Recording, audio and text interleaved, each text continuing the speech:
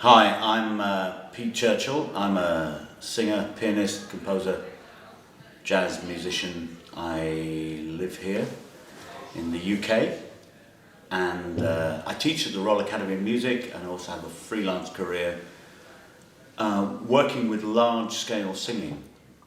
Here in the UK, I work a lot with primary school. That's maybe about age 8, 9, 10. Trying to get kids singing again. We lost that in our schools here. And as a jazz musician, what I'm really interested in doing is getting them to move, to connect their voice to their body, get a sense of stability, rhythmic stability, and also to sing with articulation, so get the muscles around the mouth. And I think that has a knock-on effect in their general sense of being expressive, whether it's in speech or singing. And then if they take up an instrument, they already have music inside them. That's the cheapest way to put music in kids, is to get them to sing. You don't have to buy an instrument, and then if they do take up an instrument, they have sound inside them. And that's the connection I'm trying to make. So it's a very interesting process. If, for example, I have a large singing project at the Albert Hall. We have the Albert Hall, the Royal Albert Hall in London. It's big. So typically, a large young people's concert there will have maybe 1,200 kids singing in a primary school choir, and then a youth orchestra and a big band. And I write lots of music for them.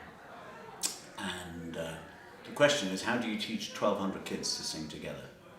And so I'm really interested in, first you have to train the music specialists in the schools to teach kids by ear. I think there's too much paper involved in music making, and so one of the things I do is I make virtual rehearsals and put them on CD and DVD so that they can have 1,200 kids all learning from the same source, and I will go in and work with clusters of say 200 at a time and teach them to the songs, and then they have a backup CD, a virtual rehearsal on CD and a DVD. And it's a very interesting situation because then when they all get together, 1,200 kids, they're all singing with the same phrasing, the same articulation, they move the same. It's a very powerful thing.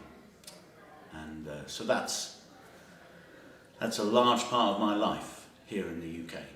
And it feels like missionary work at times, but it pays off. And kids move on and go back to playing in instrumental situations, and they have better articulation and they have a better sense of time and feel and pulse.